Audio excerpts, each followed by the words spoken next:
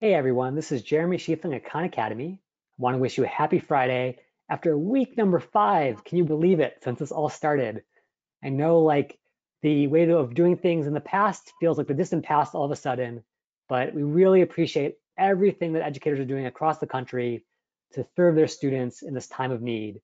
And we especially appreciate your fellow educator, Jessica, who's calling in from Brownsville, Texas, where she's an English and ESL teacher and is using Khan Academy for the last 2 years to serve her students in a really effective way. So Jessica, thank you so much for being here today. Thank you for inviting me. I appreciate it. And just to give folks a sense of how they can interact with you, we're going to go over some basic things about Jessica's background as an educator, how she recommends that you start using Khan Academy if you're just getting started this week. But then if you have specific questions, you can ask those via the GoToWebinar questions feature. Just type them in and we'll take those as we go into the session, and Jessica can really walk you through whatever's on your mind. So that being said, Jessica, why don't you tell folks a little bit about your own educational adventure and how you got to where you are as a teacher today? Well, I'm an English ESOL English 1 teacher in Brownsville, Texas. Our demographics are pretty unique. We have very high, um, low socioeconomic students, and I also have a large percentage of ESL students. We have 2,500 students in my school. We have 6 high schools, and out of our 2,500 students, about 350 of them are ELs, and we have about 100 students who are newcomers, which means that they're at the beginning level, as far as we can tell from English, as far as English language learning. So they're beginners. I am certified as an ESOL English 1 teacher, 4 through 8 and 8 through 12 in Texas. I also hold technology application certifications for 8 to 12, grades 8 through 12. We are SIOP trained. We also embed a lot of technology into our classroom. We're very lucky to have access as ESOL teachers to iPads and Google Chromebooks and all the different technology that we can use. So we started using Khan Academy about 2 years ago in the classroom. And it was pretty interesting because we found that a lot of our ESL students lacked the basic grammar and functional English language skills that we didn't really have time to sit and teach for long periods of time. So we needed to find a way to kind of embed those skill sets and those TEKs along with our ELPs that we are required to use in Texas by using Khan Academy. And it was really amazing because for our newcomers, we started off, 2 days a week for them, and they really started picking up on the grammar basics. We went over nouns, verbs, we went over punctuation, and we used Khan Academy as a way to bridge the gap. And because it was visual and it allowed them multiple opportunities to kind of do the questions without fear of failure. So it was really, really great for them because they were able to see it in a non-threatening environment. And we also use Khan Academy because I do computer science after school with our ESLs. So Khan Academy also has really great programs. If you're looking for some interesting things in there, like they have the Pixar in the box and they also have computer science. So we use it across the board in our school district. Very cool. And so obviously Khan Academy has all these tools and there are all these other technology platforms out there. But if you were in the shoes of a teacher who's just starting with technology or just starting with Khan Academy today and trying to serve their English language learners, but now over a remote distance, are there any tips you would give them for just getting started serving that audience? I would. One is if you do have access to Google Classroom and your ISD has logins for your students, you can automatically log them in to Khan Academy using Google. And when you log them in, all they do is they input their login credentials from the school, which makes it so much easier to connect to the actual classroom. And then you're able to give them the class code so that way they can sync with it. That really helped us. And we did it in small chunks when we first started. We started 45 minutes a week, and then we expanded to longer periods of time. But we really focused on the skills that they were missing. Because we have our yearly start end of course tests in Texas, our data is always pretty current. So we look at what our students were struggling in and then finding ways to kind of remedy those areas in order to strengthen them for the test. So what we found was our kids really struggled with editing and revising because they didn't have the basic foundational skills. So we started small. We started with nouns and simple sentences. And when we did the simple sentences, we would embed the Khan Academy for the structure, and then we would bridge it to a piece of writing and have them identify nouns, verbs. So they still get the reading and the writing, and then we were able to do those skills and move the ones who were a little more advanced could move on, and the ones who struggled, we were able to identify them more and be able to work on them one-on-one. So it's about small chunks at first until you get really comfortable with the program. And I really like that I could see, and I would go and check, hey, did you do so-and-so assignment? And I could see whether or not they viewed the video. I could see what they got on the assignment, and I would tell them, if you're struggling with the assignment and you didn't watch the video, you should probably go back and see where the video, what the video has to say before you even start the assignment. Very cool. I think that's such an important piece of advice right now when everything feels so overwhelming. You just start small. One Start lesson, one small. assignment. See if your Hmm. students can sort of get that experience under their belt before you move on to bigger and bolder things. And It's what's just, really great yeah, is you can start, if you do nouns for ESL especially, you have to work on the cognates depending on where their language is, where they struggle. Luckily, we're in an area where most of our students are Spanish speaking and most of the people here are bilingual, but that might not be so in other areas. We also have a population that speaks Tagalog. So with that, it's really helpful to use, like, we use our Duolingo, we use our Khan Academy, we use our Flipgrid in order to kind of bridge the language. So what we do is we start with nouns and then we give an assignment on nouns. So everything connects together, and then we'll give a star question that has like identify or edit whatever topic we're working on. So everything's just kind of streamlined, I suppose. very cool. So now that we've sort of covered some of the basics about like how would you get students registered, what would you give them as the first assignment, how would you look at some of those results, let's dig into some of the next step questions from the audience. So Lisa asked a really important question, which is so much of this is in text, and obviously many ELLs, especially the newcomers, really struggle just getting started. What do you do to sort of serve them, given this sort of text-based focus of many of these Khan Academy questions? So the way we did that also was we used a variety of models. So that's why it's important to start small. You don't want to give them too much too fast because it gets very difficult. We do a lot with dictionaries, and we start this from I know it's hard right now, but we make use of all the online dictionaries. So if you have a Spanish speaking student, the best online dictionary that we have found has been Spanish dict.com. I believe that's the website address. It's one of the better, yes, that one. It's one of the better Spanish English translators, and it's one that our students use all the time to translate some of those text-based questions. We start, if you're not in too much of a rush, you can start small, like a noun is a sustantivo. So we do a lot of bridging with the primary language, because academic language does take 5 to 7 years to kind of learn. So we bridge a lot with our home language, which is part of our ELPS in Texas, where we're allowed to use the home language of the student in order to bridge those gaps. So we try to at least kind of translate the main ideas, like noun or not a noun. What one problem my kids struggled with in identifying nouns was when the names were from other countries. Like, I think there's a couple names from Japan, a couple names from other countries in there. So they really struggle with that because they weren't used to other names. So we had to go over that. So what I would do is I did mini lessons, as I was discussing earlier. I do mini lessons and I upload them to my YouTube. So if the students are asking me questions that I know they're going to struggle with or a concept, instead of doing a live Zoom, I do a mini lesson and then I upload it and share it. That has been by far the easiest for me.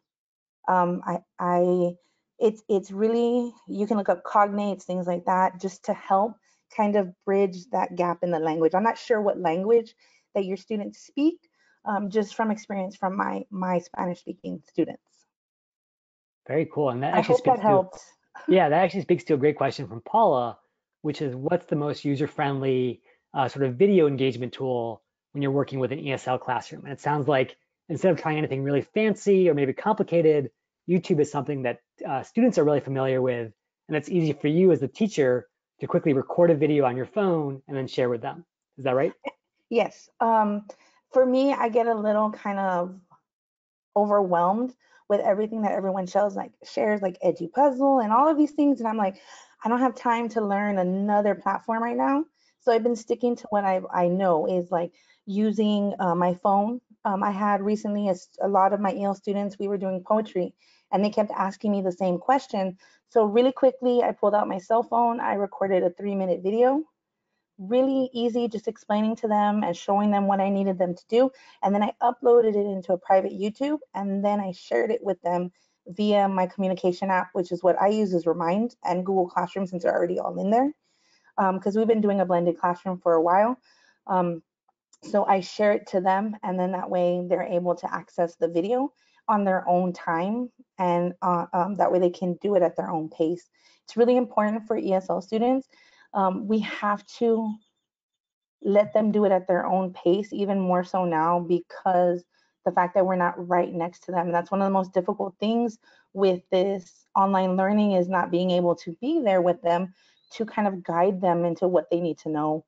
So that was the easiest way for me, was doing it through video on my cell phone and then just uploading it. It's And the other not thing that you, fancy, there's no razzle dazzle, yeah, but it works. and the other thing that you had pointed out before, Jessica, was just that, um, especially for low-income students where there may only be a single device or no device in the home, synchronous communication may actually be really difficult, especially if there are siblings there. And so that Yes. actually leads to a direct question from Amy, who also has a number of low-income students who only have phones at home, not Chromebooks, not laptops. How would you recommend that they use Khan Academy, if at all, given that all they have are their smartphones? That's a really good question. So before they gave me my newer Chromebooks, we had like an older cow, and so half the laptops would work and the other half would just, they just didn't work at all. And so what we did was, one of my student was like, let's try to download it on your phone and see what happens. So we did, and it is actually mobile friendly. You can download Khan Academy onto your phone, and you can still assign them lessons from it, and they're able to access it on their phones, which has been a real lifesaver for us too, because of the inaccessibility to reliable internet or Chromebooks, because we're not a one-to-one district. We tried to give out as many Chromebooks as we could, but we ran out rather quickly. And the same with the hotspots that we delivered. We ran out of them before we could give them to every single student. So because we're not one-to-one, we do a lot of it on mobile. And my students used to turn it in all the time, after school, before school. Some of them would even use it in class when their laptops would die. So it is very user-friendly on mobile as well. Great. Let's see here. Alicia's asking a really good question. Do you recommend always assigning the videos or only the activities and the quizzes themselves, and then let the kids watch the videos on their own if they choose to? I always, just for my ESL, you have to gauge what level your ESL kids are. So I have varying levels of ESL students. So the ones that are in my English 1 SL classes are brand new to the country. They speak very little English. So for them, it's required for them to watch the video, and I only give them one assignment. And then I look at the data. So once they've done the assignment, I look at their scores and see if they're ready for like the mastery sections. And then I'll assign those sections individually or at the same time when I feel as though they've mastered those skill sets. Because if they're still scoring in the 60s and 40s, and then I see that I need to go back and maybe do a mini lesson really quickly, upload it, or assign like a coordinating text or something where they can identify nouns or verbs or comma splices, and then that way I can see where I can remedy those areas that they're weak on. I would say for ESLs that are beginners, it should always be required that they do the video. It's just more beneficial for them. If you have someone who is more intermediate and advanced, you could probably do the lessons first, and then if they're struggling with it, assign the video. Very cool. And now a number of teachers, including Stephanie, are asking, is Khan available in different languages? And so Khan is actually available in 44 languages as of this moment. So question for you, Jessica, do you ever have students, especially those newcomers, switch to the Spanish language version of Khan Academy, or do you always have them use the English version and sort of build that expertise over time? So what we do for those students is they actually put the subtitles. They put the Spanish subtitles so they can read it and then listen to it at the same time. Again, you would have to gauge where your students are academically. Some may come with lower levels of fluency in their home language. With that, you may want to have them watch the video in both languages. But most of the time, we use the subtitles on the videos in order for them to read it in Spanish and hear it in English. Great. Okay, let's see here. Okay, Ronetta wants you to really go deep here. She's really curious about all these platforms you mentioned, like SpanishDict.com and Duolingo. Are there other programs that you really enjoy using and that you would recommend to fellow educators in this moment? We also use Flipgrid a lot in the ESL classrooms, and we use Nearpod. For Flipgrid, I really like Flipgrid because we have a standardized test at the end of the year that tests our English secondary learners every year when they're enrolled in Texas school. It's called the TELPAS. And in the TELPAS, they have a speaking portion. So we use Flipgrid and we'll ask them questions based on the questions they'll ask them in the TELPAS. Sometimes it's tell me a story, tell me what they're doing in this procedural. And so it really helps them get used to speaking in English and being able to take that test at the end of the year. So we use that, Duolingo. Yeah. We also, yeah, I'm thinking, like, wait, there's so many. Do you think Nearpod would be a good thing at this point, or? If you haven't done it, probably not, but it's something Okay. you could look into for the following year. But Flipgrid definitely is a great tool. So if the kids can't share their writing, they're more than likely to gonna try to speak. And you can, what I like about Flipgrid too is you can moderate the videos so nobody else can see them but you. Absolutely. Because ESL kids are nervous about speaking. Yeah, and I'll just say, like, having a couple kids at home myself, I know that Flipgrid is such a great way to keep the lines of communication open because Yes. it really creates this back and forth pattern of engaging with the educator and the family at home. So just a nice way to sort of let them know you're still there and thinking of them. Um, Yes. Speaking of next year, I know that we're very much focused on the here and now. How do we Yes. get through the next hour? How do we get through the day? How do we get to next week? But for educators who are already thinking about, whoa, we're going to have a lot of students with a lot of gaps heading into September.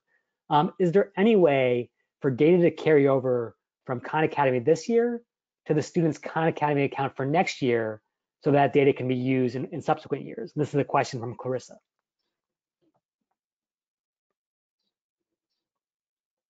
I think it should be because they're logged into your classroom. So sometimes what we do is before they even leave is we'll take all that data out. And because they're ESL kids, we actually have like our LPAC committee. And so we use a lot of that data and so we give it to the next teacher. Cool. So before they leave us, we're able to give the next teacher all their data, their test scores, their Khan Academy, everything that they have. Until you delete that, they stay in there. But I've never had it transfer over. That's probably something I should ask, but our school's really big. It's like 2,500 students and a lot of teachers. And I've never really asked the English teacher. I feel kind of bad now because I'm like, maybe I should go ask her. Oh yeah, absolutely. Definitely check with her. I will Yeah. mention that, like, technologically, it's totally feasible. Yeah, it's Because the totally idea, feasible. as Yeah. Jessica mentioned at the very beginning, is that your student is creating an account with their school email or their Google Classroom login or whatever, and that single account can be logged into multiple classes on Khan Academy at once. Yeah. So And if as you long as come, you don't archive it or delete it, it should still be there. yeah, so if you come into the learner view, which you can always see from your name in the upper right-hand corner, you can It'll actually have the join teacher multiple classes. classes. Mm-hmm. So your ELL class, your science class, your math class, all those teachers can be working with a single student account, and that data can be shared, as Jessica mentioned. And I will Okay, also say it's not just for English. A lot of our biology teachers who teach our ESLs, we also use Khan Academy for biology. We use it for algebra. We use it for SAT prep. So it's not just for the grammar sections. We also use it in other core content areas within our school very cool. for our ESLs. Yeah, I will mention that Khan not only has a broad sort of range of content, we're Oh, actually the yeah. official partner with the College Board on SAT. So for the students who are all freaking out about the canceled exams and how do I stay sharp, that's always available, and that's been blessed by the folks who make the SAT themselves. And we do Um, have some EL students in our AP sections, and we have them practice the SAT and ACT through Khan Academy. Very cool. Now, speaking of all this content, Amy really wants to get into the specifics. Do you recommend any particular units or lessons or exercises that would be really effective for ELLs? And to add a little more context, Amy actually works with adult ELLs. So just trying to figure out what of all this content might be most useful. That's really interesting because we did host a few adult ESL classes at our school for about maybe 6 weeks. And so we used it again. What we did was we did a pretest. So always start with some sort of pretest in order for you to gauge where they're at, because you don't want to start too low or too high because either they'll get bored or they get frustrated. So we give a pretest out, and from that pretest, we can see where they can start at, what skills that they can use.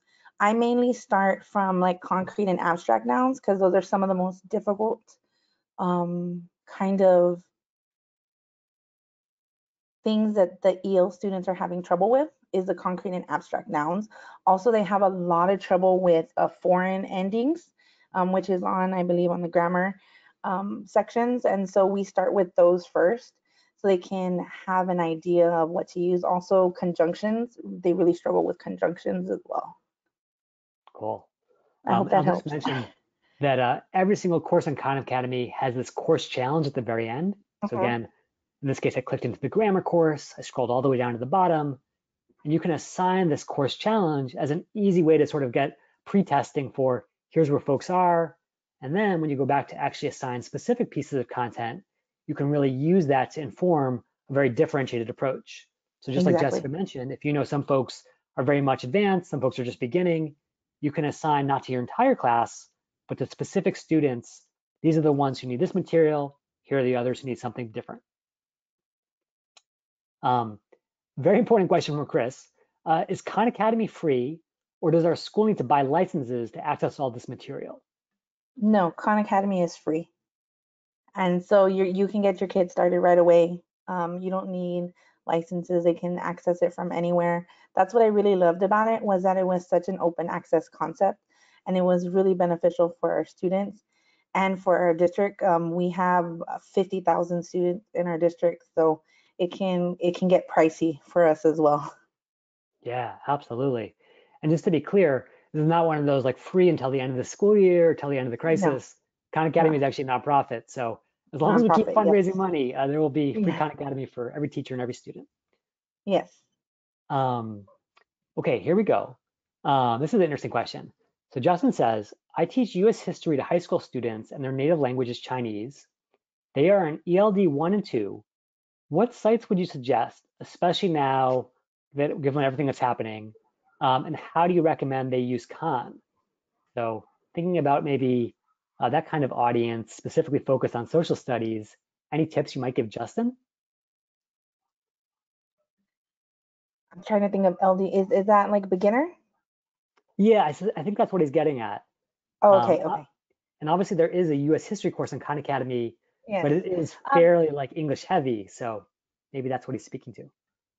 So when you have really English heavy things, the best thing to do is just chunk everything. You don't want to give them too much too fast. So if you're going to go over something, even if you give them a passage to do, you want to chunk that.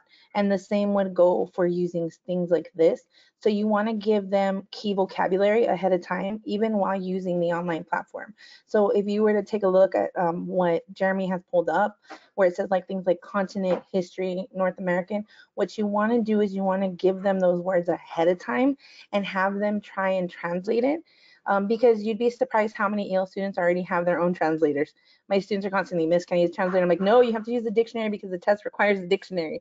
But so what we do is we have them kind of showcase those main vocabulary points. So when they go in, they kind of already have an idea of what the content is going to be about.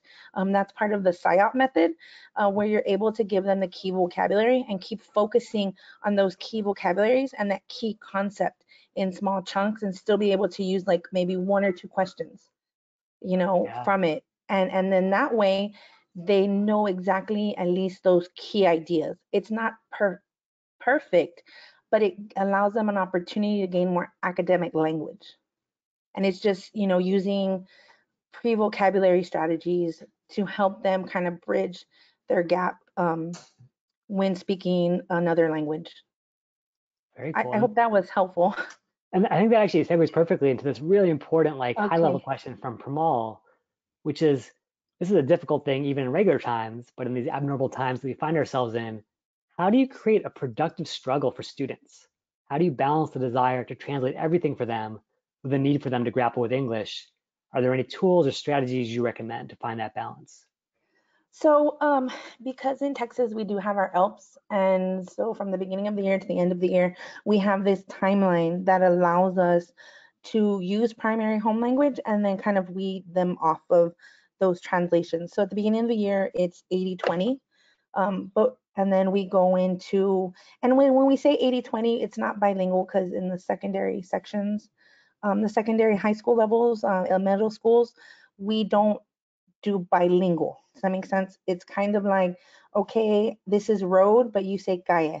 All right, what is calle? It's road. So we allow them to bridge L1 to L2. So we start them off with that bridging, but we work a lot on cognates. And this is just Spanish, but you could probably do it in other languages too. You find the commonly used words that you're going to be using within your classroom. So if you teach math, what is a common vocabulary you're going to be using all the time? That common vocabulary needs to be used constantly. You need to be saying it so they can hear how you say it, so they can know what it means. A lot of visuals, a lot of when you're using a concept, you put it up on white. I know you can't do that right now because it's online, but you can also do it in a video where you just kind of keep going over those same concepts so they can get the lesson. And you chunk the answers, you chunk the questions, you chunk the readings, and then as they get further along, you start expanding to more rigorous instruction. And that's why we do so much at the beginning of the year with Khan Academy, so they can kind of bridge that language, and we're there to help them. We have their dictionaries there, we take vocabulary lists, so that way by the time we get to this point in the year, we've already gone to English only. Got it. Great advice. I know we're almost at time here, and there's still many more questions out there. So one last question for you, Jessica, Okay. is if you want to get support on Khan Academy, either how to use a specific piece of the site or talk to other educators, are there any resources you would recommend to get those questions answered? Yes, there is a Facebook group for Khan Academy educators, and you can ask questions in there. There are a lot of ambassadors also online on Twitter who will give you advice and be able to help troubleshoot. The Khan Academy for Teachers page, though, is extremely beneficial. There's tons of teachers who are answering questions and asking questions, and it's a great way to connect with people who have already been using Khan Academy for a long period of time and those who have just started. Great. And I'll also just mention very quickly here, those are all volunteer educators, just like Jessica, who are going above and Yes. beyond right now to help out. If you ever have a very technical question and you want that answered by Khan Academy staff, just go up to your name in the upper right-hand corner, come down here to the help section, and then all you have to do is say report a problem. It doesn't have to be a formal technical bug, but just a question about how to get something done.